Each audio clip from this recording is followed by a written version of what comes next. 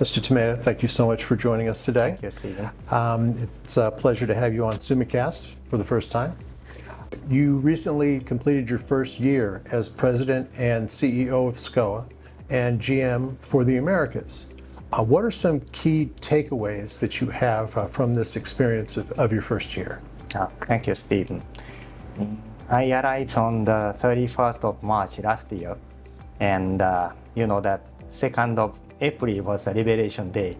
So a lot of things had happened over a year time, and I made quite a lot of experience. But what I really appreciate working in the Americas right now, and what I'm so excited to work over here is that you know, the first year you have chance to meet a lot of people, and you have chance to ask a lot of questions. And what makes me so excited all the time is there is a lot of know-how in this continent over sort of the organization management. I mean, it's a bit hard for me to say that this area is a very suitable area for manufacturing. A bit difficult to go like that. But if it comes to the management of the organization, there are know-hows, and I'm learning quite a lot. So I think part of my role to be stationed here in the Americas is that as absorb as much know-how or the experience which I could get from our counterpart or the partners, and inject that into a Sumitomo Corporation group. So it's been a year with a lot of things happened, as I mentioned, but I think it was a really fruitful 1 year, and I'm pretty much go forward to another year here in SCOA. Let's go back a little bit in your life. I want to know where you grew up and where you went to college. I was born in Osaka, which is sort of second or third city after Tokyo. And my father has been working for a Japanese newspaper company. So he get a new assignment every 2 to 3 years time. So I entered the school, elementary school in South Korea in Seoul. At that time, the relation between the two countries was not as it is right now. So I was attending the Japanese school in Seoul. I spent 3 years there, back to Japan, and actually where I finished my elementary school was here in New York. So that was 1977 to 79.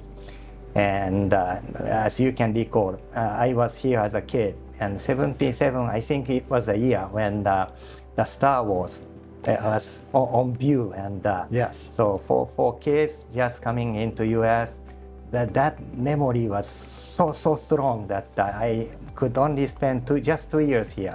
But from that time on, I started to question that how can I get back to US? So the reason that I chose to work for Sumitomo is that I thought they put me back into the US or the Americas. But no, actually my working career started in Russia, and I spent 6 years in France, and it took me more than 20 years to get back to US. But those 2 years as a kid, I was living in Bronx, Riverdale, and that was quite an experience. Time of Jimmy Carter time. 1977 in New York, that was a very pivotal year. It was the blackout was that year too. Yes. So what is it about the United States that you think really got under your skin or really made you want to return? At that time, of course, you have nothing to do with politics or nothing to do with this economy.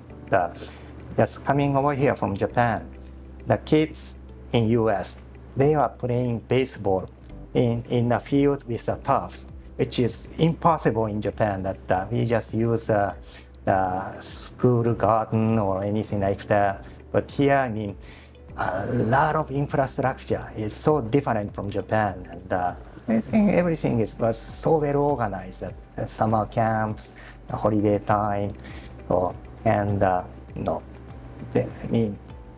they are very good at cheering some small kid, just came from Japan without any knowledge of English. So I mean, that experience was super to me. So from that on, I kept on talking to myself that I wish.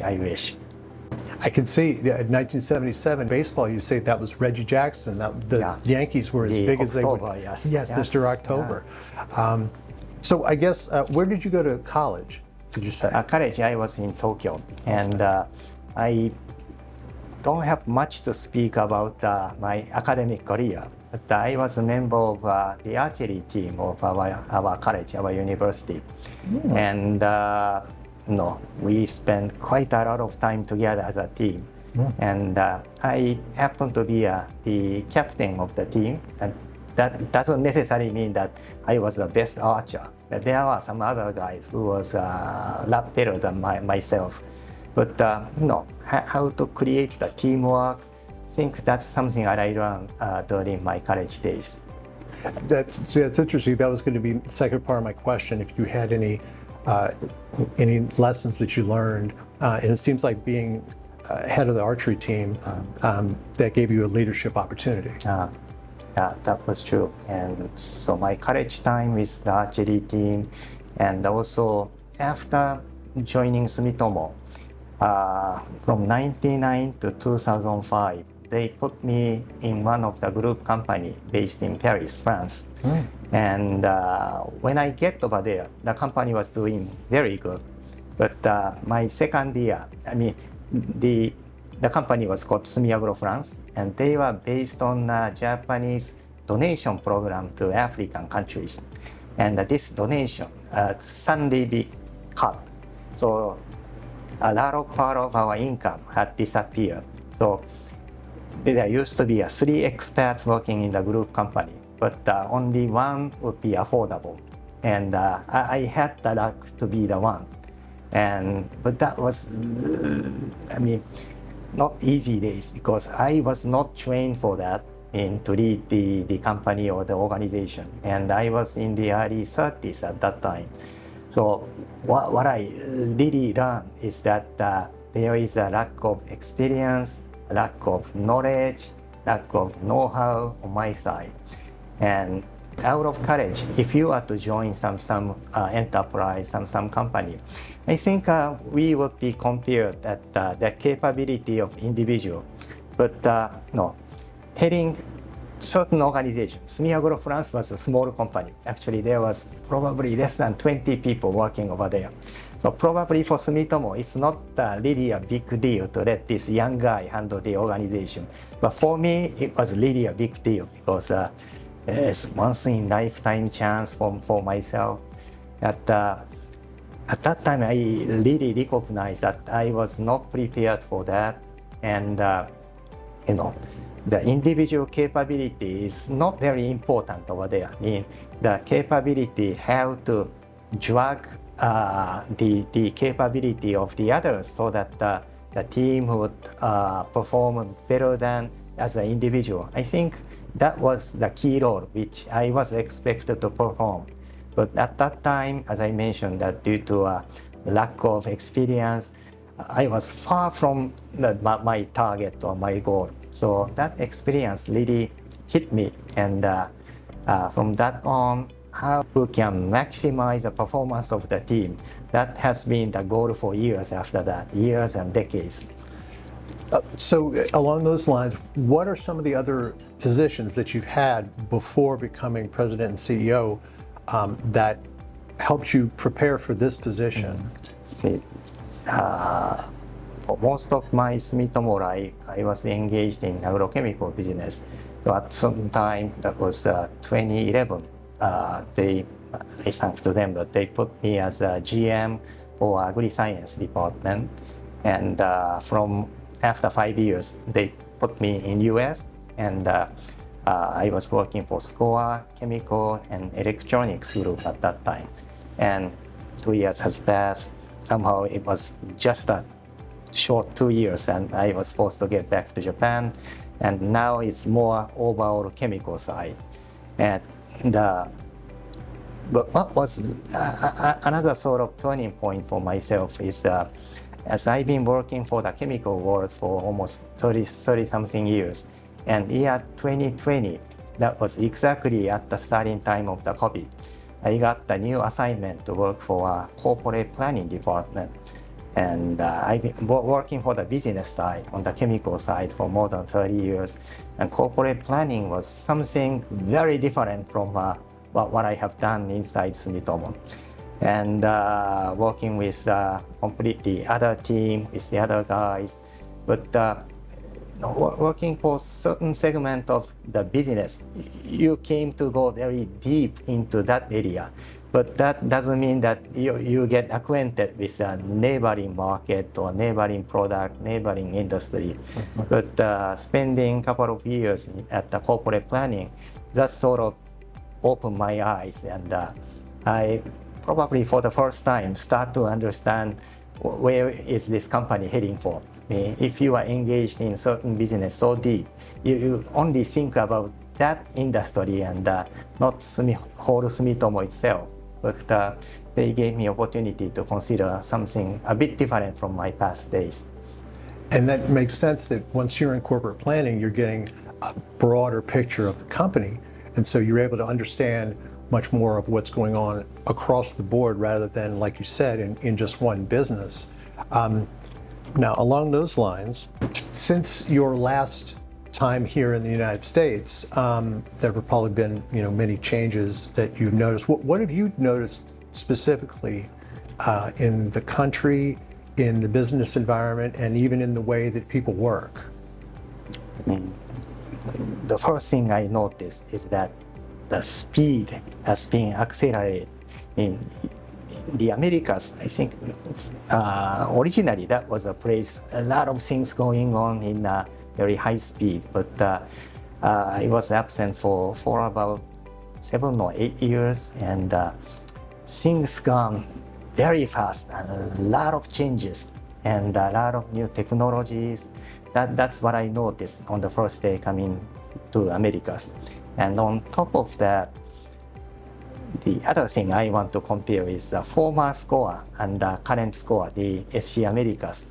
And the last time I was here as a business guy, and this time a little bit different role. But it might be this change of role which forced me to consider that. But what I noticed is that the SCOA is becoming really an organization supporting a lot of business. They are not, maybe control is not the proper word, but there are a lot of control in the past. But currently it's more support, help, and accelerate. So I see that currently the teamwork inside SC Americas and between the business side and the corporate side sometimes seem like a different company, and I really love the atmosphere which is around us right now. Do you find it to be more collaborative maybe than... Very much, yes, very much. I don't know how this change has happened, but it's significant change. So fiscal year 2025 was successful, but a leader always has to be ready for anything. So how would you say your plan for leadership works when there's success and maybe some challenges as well? Does it change when you have different challenges rather than maybe sustained success? I think so. What was impressive that last year in the general managers meeting, I think it was the first time in the Sumitomo Corporation that it's being announced that how to allocate our asset on geographical base. And I think one of thing which I found for the first time is that Americas plus Japan accounts for 2/3 of the total asset allocation. That was, quite impressive, and also it's so straightforward that what's the expectation towards us Americas is. So Japan is our home market, so there is no doubt that a certain amount of the asset will be allocated into the home market. But Japan plus Americas accounts for 2/3. This is our target. So currently we represent about 20% of the group's asset. But considering what's happening all over the world, I think it's quite natural that this area should be the area where Sumitomo needs to put more resources, which is the capitals and the human resource. So if we can increase that part, that's sort of the sign that we started to meet the expectation of the Sumitomo Corporation. So this is what I want to go for it. Of course, the growth in terms of PL or hit the budget, those are important, but how we can represent more part inside the global portfolio, I think this would be the key for us working in the Americas. Because you have to lead across several different geographical areas, Canada, United States, Mexico, and all of Central and South America, how do you manage that sort of crossover between cultures, between diverse businesses in diverse locations as well? We say as Americas, but it's not something you can describe in one word, that there are a lot of different culture, different market, and what's more important is different target. So we spend the past 2-3 years time to make an integrated Americas operation, and I think we did it pretty well. But I want to go a little bit further than that in integrated Americas more into make Sumitomo as a global company. And I always say the same thing whenever there is the newcomers seminar, that I want to change ourselves from an international company to the global company, and always telling the same story. So maybe I'm sorry that if it's second time or third time, but when I was here last time, there is a company called Summit Agro Chile, and it has been run by the expat, and we decided that okay, let's bring in the local talent, local professional, and we started to go for a round of interviews. And there was one gentleman which we considered as very capable, and we really want him to be on the seat of CEO of the company. And he took our proposal. And 2 or 3 months after he joined, I had the opportunity to make a business trip from New York to Santiago. And very naturally, the first question to him is, how do you like it working in Sumitomo?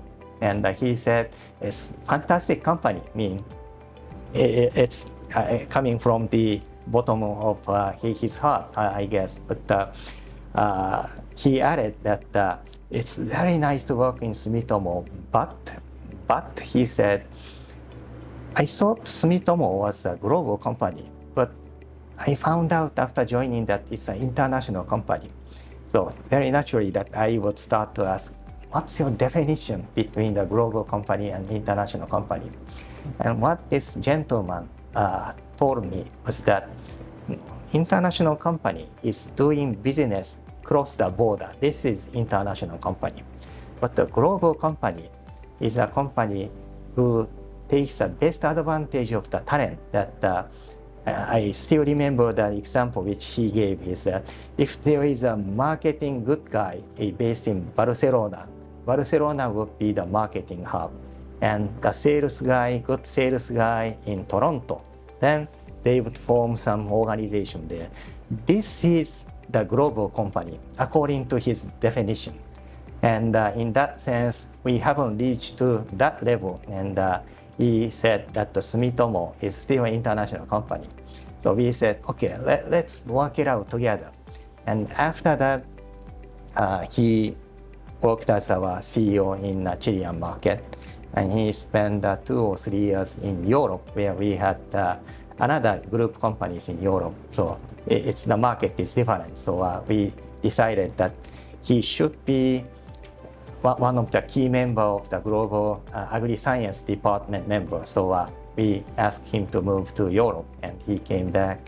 And from April this year, he is the CEO of a company which handles how much, 7 or 8 countries. So he is the top of those organizations, and I think this is his style of realizing the global company.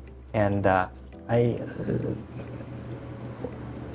need to do my part, but there should be a lot of opportunity that we can realize the story like this, so that we can be a sort of a front runner to change the global Sumitomo organization from an international company to the global company. And it's not as easy as I mentioned, that you cannot realize in a year or two, but each individual changing in their organization.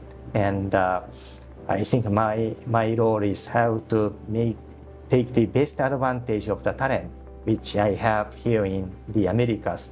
I think bit by bit, step by step, I really want to change this part. So that would be sort of the challenges which I want to face in my second year. So SC Americas is embracing AI and digital transformation. Now, for a company that has traditionally been known for, let's say, traditional heavy industries, how much of a challenge is it to move the needle on digital transformation, and how far are we so far? How much success would you say we've had? Thank you for the great question, Stephen. That last year might be a turning point for Sumitomo Corporation, that we invested into SCSK. We won a little bit more than 50%, but we decided to invest the other half, which accounted for about $5 billion US. And I think this is sort of the sign that we really go into that direction. And Sumitomo has, I think, something around 100,000 company as a sort of partners or client or the vendors. And these relations with this 100,000 company, it's not just we sell and buy, but I think our relation is a lot tighter than that. So in another sense, we understand, we are so close to them, so we understand their pain point.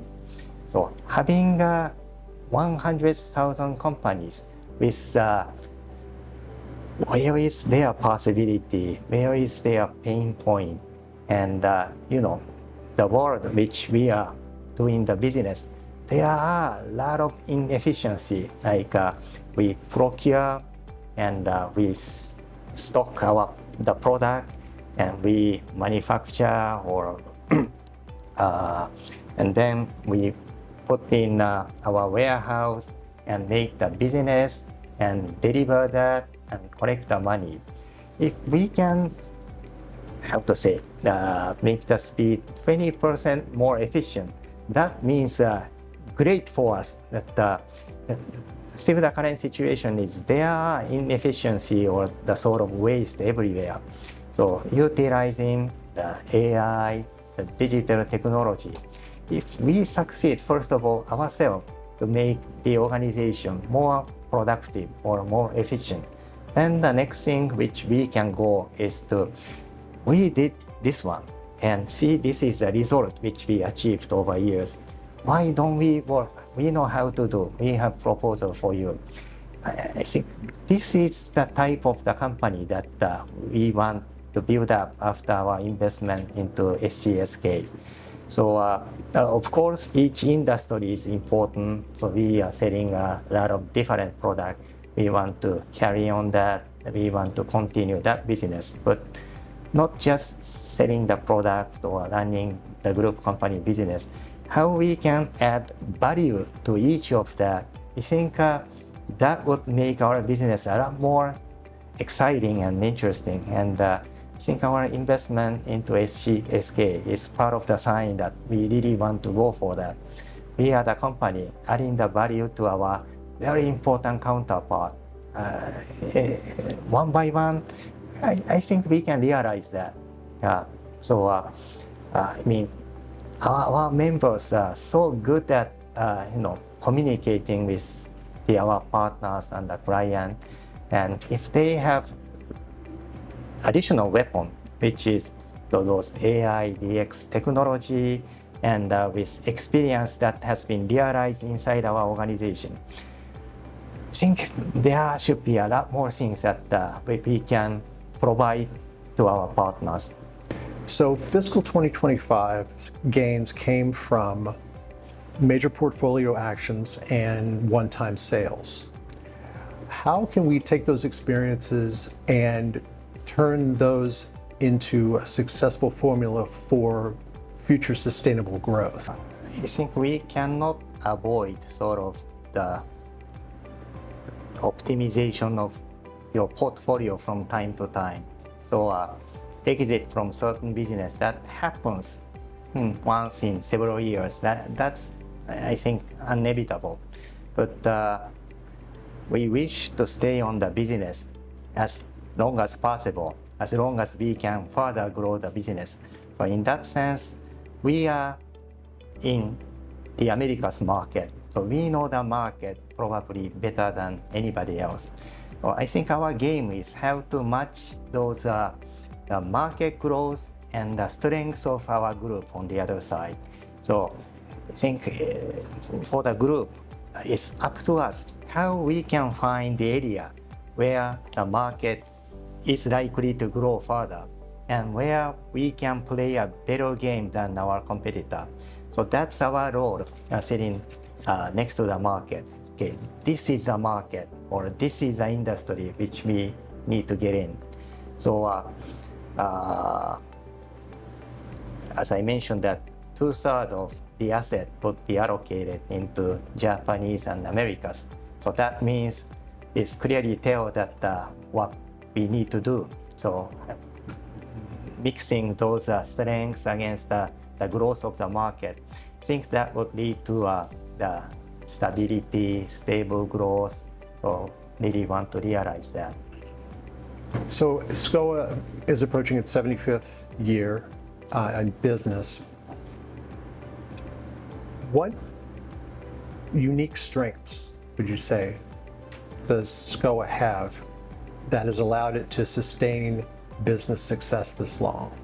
Sumitomo has been here for 420 years, and I think that means we succeeded to bring in part of the tricks that how Sumitomo could survive for such a long time into the Americas.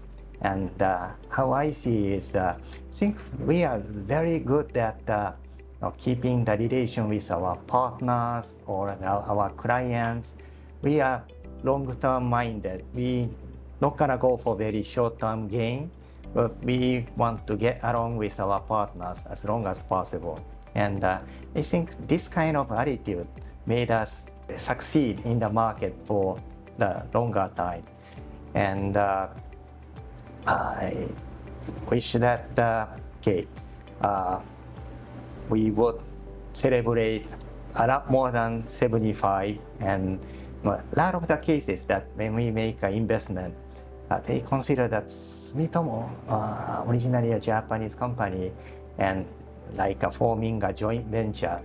There are cases that they would be sort of afraid that what's the culture of this company, what's going to happen to us as a partner. And whenever such a discussion happens, we try to send the company who is already in a partnership with us to please, instead of telling from Sumitomo's side, from the partner's voice, that means quite a lot that they, most of the cases, very make a wonderful explanation that what is it like to be a partner with Sumitomo. So I think this is our asset, and this was the key that we could survive in the Americas for 75 years already. If we keep this kind of the relationship, I think I'm sure that we can go for a lot longer time. So I think our culture will fit with the Americas culture. When our partners talk about what it is like to work with Sumitomo, what are some of the things that you know that they will say? Just because we have a reputation for integrity and for trust that goes back so far. They would often speak about the continuity, that there are, a lot of still expats are working, so that means rotation is inevitable.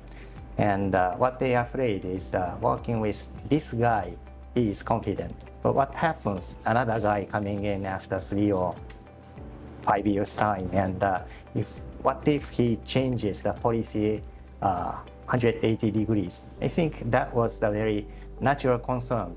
But our company is very stable company that everybody share the same goal, same culture, same way of working. I think this is a part of what makes Sumitomo very special from the other companies. So diversification is what we need to chase, and we are having already diversification. But at the same time, there is something that which should not change in the longer term value, and what do you consider the most important.